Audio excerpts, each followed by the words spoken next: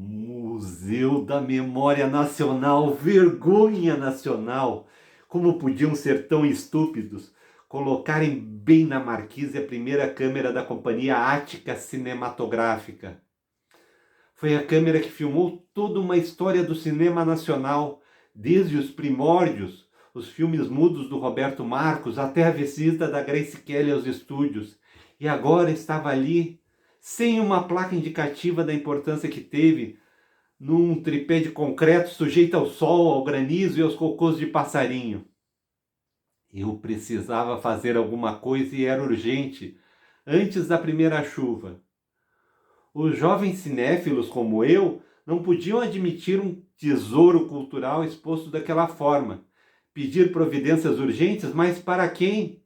E um telefonema anônimo de um orelhão reclamando da situação para o museu, nada adiantou, pois o diretor garantiu que o arquiteto sabia o que estava fazendo e que a câmera estaria em perfeito estado de conservação.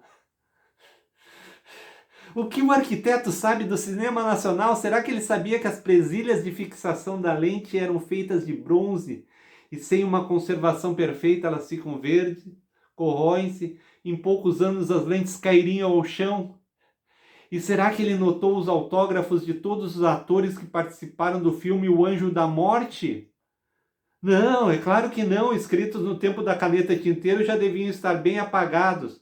Só quem sabia é que poderia notar. Planejei tudo para a manhã seguinte.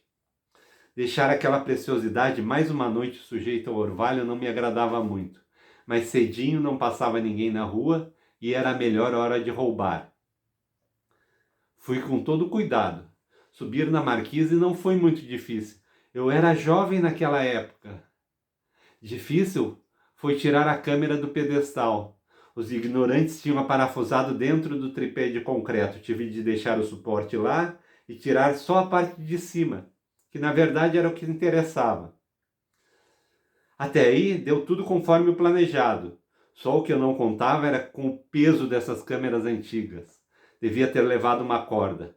Como é que eu iria descer e carregar a câmera ao mesmo tempo, e ainda sem ninguém me ver? Já estava no lusco-fusco do dia, e dali a pouco começaria o movimento na rua.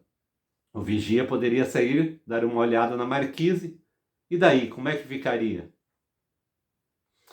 Não tive muito tempo para pensar essas coisas. Ouvi gritos vindos da rua. Pegaram-me, pensei. Um cara baixinho passou na calçada e ficou apontando para cima. Na hora eu não soube como ele me viu, pois estava bem escondido atrás da câmera.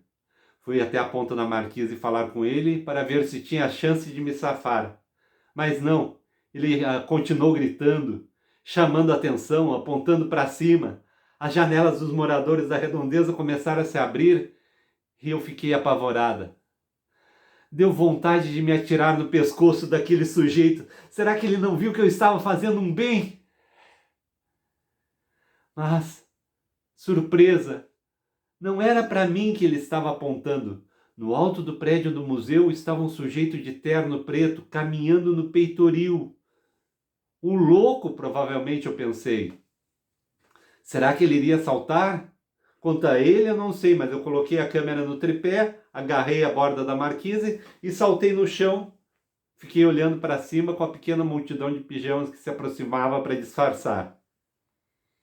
O homem parou na quina do prédio, levantou os braços ao céu e ficou lá, olhando com a cabeça para cima como se estivesse rezando.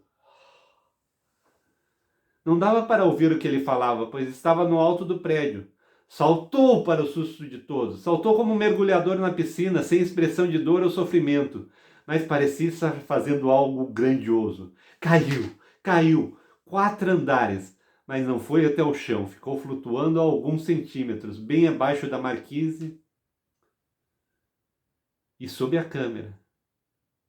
O susto foi maior ainda. Eu sou o anjo da morte, falou.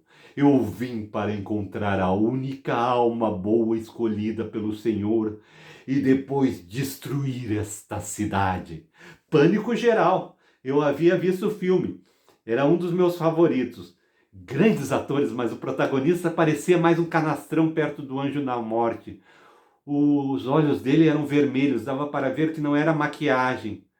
Ele não tinha asas como o do Antônio Goulart, que fez o papel do anjo e que no fim se apaixonou pela Maria José, a vendedora de flores representada pela Raquel de Medeiros. Não, não, esse anjo da morte não parecia dobrar-se a paixões. Ele parecia estar decidido a cumprir sua missão. Como eu sabia que não havia lugar para onde correr, fui o único a ficar parado, olhando tudo e esperando ele cuspir o fogo e o enxofre.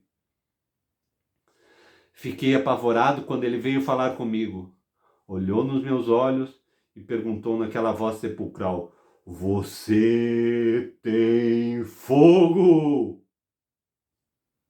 Eu não entendi muito bem. Como assim fogo? O próprio anjo da morte não tem fogo? Que negócio de destruidor de Araque era esse? Mas não, eu não tinha fogo mesmo, eu não fumava ainda naquela época. Diabos! Ele falou blasfemando. Com esses cortes do orçamento, cortaram até as verbas da chama piloto. E agora, como é que eu vou destruir esses pecadores?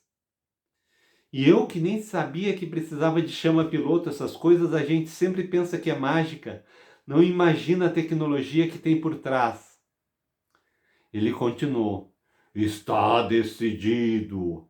A morte virá pelo vento. O furacão nunca dantes visto varrerá a iniquidade do mundo. Acho que ele até esqueceu de salvar a alma boa que veio buscar, pois assim que ele começou a falar, o vento começou a aumentar. E aumentar. Quando ele terminou a frase, já estava um furacão. E ele ali, parado, flutuando no ar. Aquela ventania toda mexeu com a câmera que só tinha deixado apoiada. Só sei que lá pelas tantas, aquele trambolho despencou lá de cima, bem na cabeça do anjo da morte. E o anjo da morte morreu. Virou fumacinha, ficaram no chão só as cinzas que logo foram sendo levadas pelo vento e que depois também foi acalmando aos poucos. Olhei para os lados, ninguém nas ruas. Peguei a câmera, caminhei até em casa em plena luz do dia, ninguém viu. As histórias dessa câmera, hoje eu conto até para os meus netos.